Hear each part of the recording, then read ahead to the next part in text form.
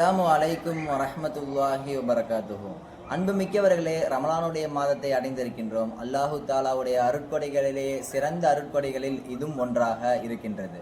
எத்தனையோ மக்கள் இந்த உலகத்தில் ரமலான் மாதத்தை அடையாமல் மரணித்திருக்கின்றார்கள். எத்தனையோ மக்கள் ரமலானை அடைந்தும் நோய்வாய்ப்பட்டு நோன்பை நோற்பதற்கு சக்தி இல்லாதவர்களாக இருக்கின்றார்கள்.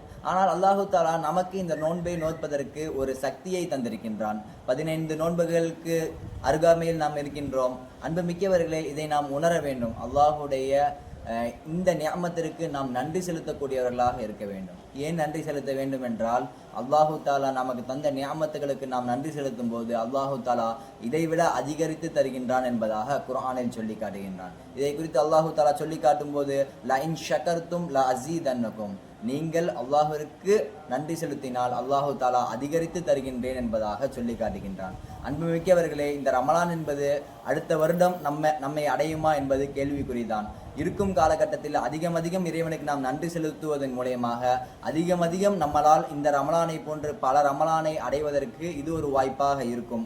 அல்லாஹு தாலா தந்த இந்த நியமத்திற்கு அதிகம் நன்றி செலுத்தக்கூடிய நல்லடியார்களாக அல்லாஹு தாலா உங்களையும் என்னையும் ஆக்கியர்கள் புரிவானாக. அஸ்ஸலாமு அலைக்கும் வரஹ்மத்துல்லாஹி வபரகாத்துஹு.